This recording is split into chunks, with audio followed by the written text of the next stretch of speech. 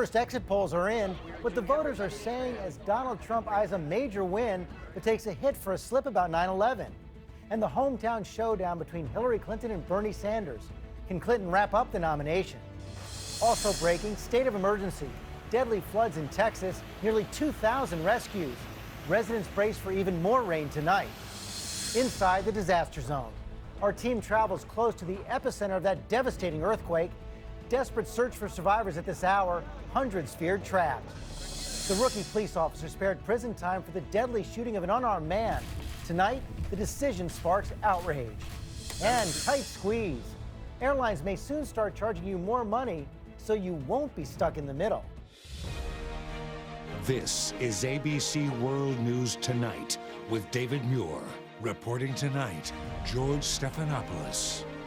Good evening. We begin with that breaking news in the race for the White House. New York voters weighing in today, and Donald Trump hoping for a big win in his home state after a string of losses. There you see the billionaire businessman voting for himself for the first time. Challenger Ted Cruz off to the next states after getting booed in the Bronx. And John Kasich looking to get back in the game by beating Cruz tonight and winning delegates. The first exit polls tonight are in. Republican voters telling us they're looking for an outsider. 64% to just 32% looking for experience. And Democratic voters saying they think Hillary Clinton is best to beat Trump, 64% to 33% for Sanders. ABC's Tom Yamas is tracking the Republicans. In a town that has seen it all, today, something new. Who you voting for? Easy decision. Stay over there. Donald Trump, surrounded by cameras, voting for himself for the very first time. What was that like? It was a great moment. I mean, it was really something very special. A few hours later, another New Yorker casting her ballot, Melania Trump, keeping her sunglasses on. 3, 2, 1. But not fooling this fan who asked for a photo instead of a ballot. The former model telling me about the moment she voted for her husband. Great day.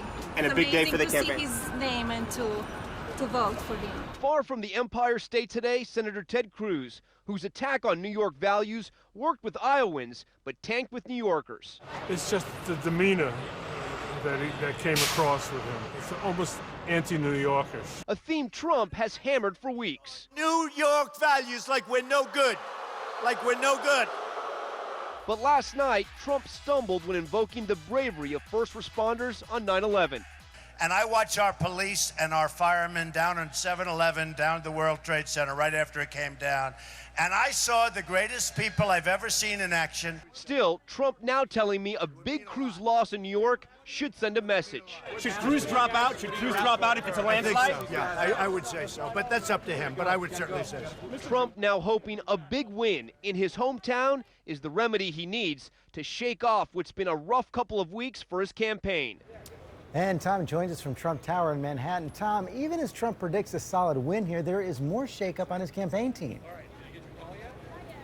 That's right, George. Sources tell ABC News that Donald Trump is going to hire a set of political pros to help him secure the nomination, and already a senior Trump staffer has resigned. We're expecting more changes. This as Ted Cruz weighed in today, saying that the Trump campaign is so disorganized they couldn't run a lemonade stand. George? Okay, Tom, a lot of excitement there at Trump Tower. We're going to move to the Democrats now.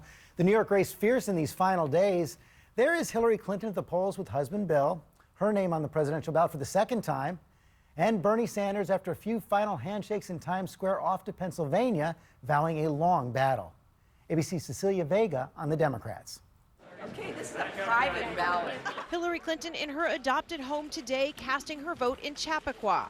Clinton needs a major New York victory to avoid an embarrassing home turf upset and to potentially knock the nomination out of her rival's reach. I love New York, and this has been a joy during the last 2 weeks to be here all over the state. Bernie Sanders today on one of his famous midtown strolls, in need of a big win too. Afraid she's going to be disappointed. Fueling that confidence, all that momentum. 18,000 people in the Bronx. You are the heart and soul of this revolution. 27,000 in Manhattan. There are a lot of people here tonight. And in Brooklyn, more than 28,000, his biggest rally yet. Whoa! Clinton focused on smaller groups of voters crisscrossing the state, even riding the subway. 8 campaign stops on Monday alone, targeting every possible group, from Asians to the Irish to women. Her husband Bill holding more than 30 events in the past month. Thank you and good morning. From churches in Harlem. Welcome to Buffalo. Thanks, I'm glad to be back. To restaurants upstate. How you doing? But tonight, Bernie Sanders has already moved on, trading in the Empire State for the next big battleground. I think we're going to win here in Pennsylvania next week. And Cecilia joins us now. Cecilia, we're just getting word of some serious voting problems here in New York City, and the Sanders campaign's crying foul. That's right, George. 125,000 Brooklyn voters inexplicably purged from voter registration rolls. There are reports tonight of polling places opening late, of ballot scanners not working. Brooklyn, of course, is the place where Bernie Sanders was born. This is a place where he campaigned extremely hard. And right now his campaign is calling what happened there shameful and a disgrace, George. We will keep an eye on it, Cecilia. Thanks. Let's get right to John Carl now with more on the exit polls. Noted at the top, the Democrats think Hillary Clinton's the person to beat Donald Trump. How does that issue play out on the Republican side? New York Republicans overwhelmingly think Donald Trump is the one that can beat Hillary Clinton. Take a look at this. 56% say Trump is the best candidate for the November election, just 21 for Kasich, 16 for Cruz. And then there's the question of the contested convention. Trump's opponents are counting on a contested convention.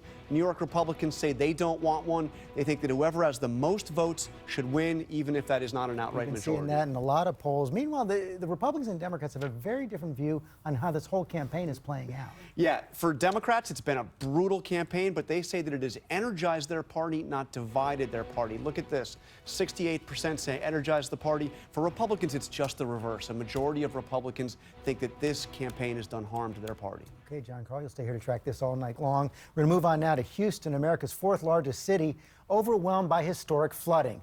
At least 6 people are dead, more than 1,000 homes underwater tonight, and in some areas, the water's still rising. There have been hundreds of rescues across dozens of neighborhoods. This family evacuated just this morning. Even this 12-wheeler truck was no match for the rushing water. ABC's Philip Mena is in Houston tonight, where the rescues are still underway. Tonight, the nation's 4th largest city still swamped by what scientists are calling a 1 in 500-year flood. Emergency officials say they've made nearly 2,000 water rescues in the last 36 hours, including 45 residents of a nursing home. And hundreds at apartment complexes pulled from the rising floodwaters. For the last 20 hours, rescue workers have been going by boat to get people out of the flood zone and into safety. Officials here say they have lost count of how many trips they've made. Moms and kids, y'all come up first. By the truckload, parents, children, pets rushed to safety. More than 1,000 homes flooded. 240 billion gallons of water falling in 24 hours has even animals struggling to survive. Cows corralled by airboats herded to safety. Nearly 100 horses from one stable close to drowning.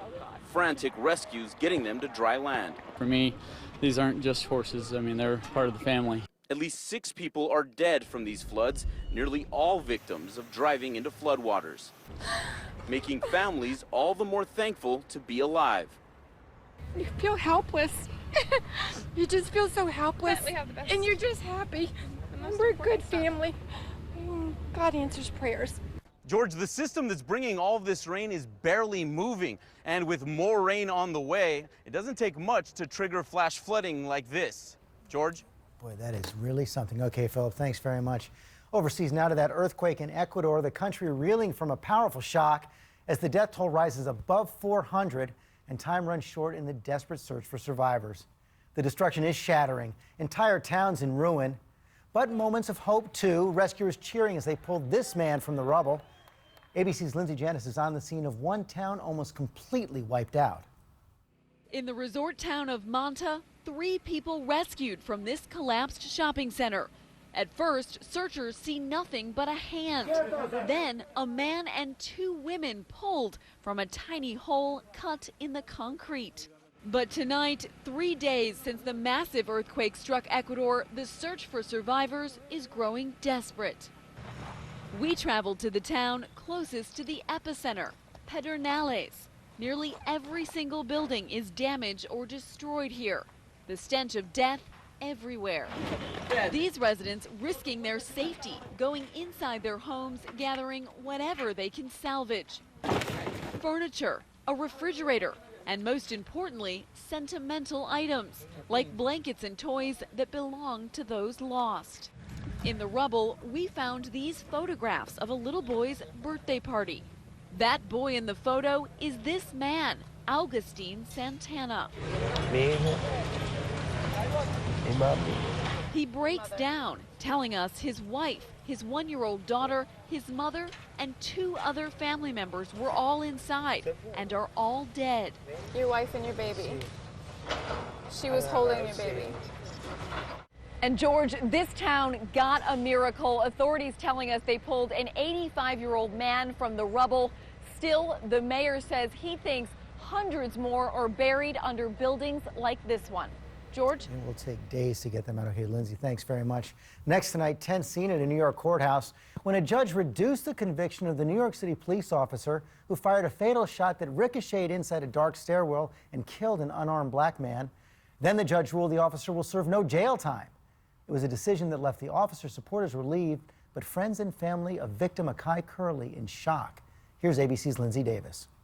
If we don't get no an uproar inside and outside this Brooklyn, New York courthouse today after it was determined this former New York City police officer who shot and killed an innocent black man in 2014 wouldn't spend a single day behind bars. We're going to continue to fight till we get justice.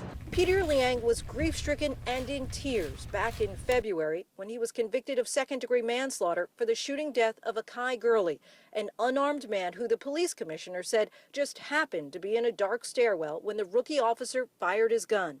I apologize to Ms. Butler and to regular fans. I wish I could undo what happened. Today, the judge reduced the conviction from manslaughter to criminally negligent homicide and then sentenced Liang to 5 years probation as recommended by the prosecutor. We demand accountability. While Black Lives Matter protesters felt jail time was warranted, Liang supporters felt he was being prosecuted for the wrongs of other officers who've avoided criminal punishment. Just last year, 990 people were fatally shot by American police. In the last 10 years, 54 officers have been charged in connection with the fatal shootings of civilians. Only 11 have been convicted. In addition to probation, Liang was also sentenced to 800 hours of community service. And George, he has also forfeited his career as a police officer. Lindsay Davis, thanks. Now from Virginia, ruling on the rights of transgender people that could affect several states. A federal appeals court has ruled that a policy barring a transgender student from using the boys' restroom is discriminatory. The circuit court decision sets precedent in 5 states, including North Carolina, where a controversial law limiting the rights of transgender people took effect this month.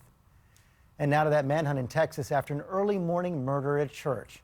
A security camera caught the suspect dressed in SWAT-type tactical gear, police and tape across the back.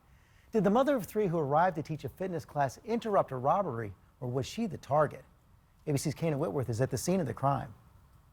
Tonight, authorities searching for the person in this surveillance video, dressed as a SWAT officer in full tactical gear, roaming the halls of a church in Midlothian, Texas, just before 4 a.m. Monday morning. The intent was to look like a police officer. 30 minutes later, 45-year-old Missy Beavers arrives to set up for her early morning fitness class. She had posted the class schedule on her Facebook page the night before, saying they would move inside if it was raining.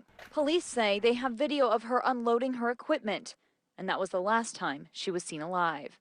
Her body found by people arriving to take her class. Authorities say she was murdered inside the church. They found broken windows and signs of forced entry, but nothing was stolen.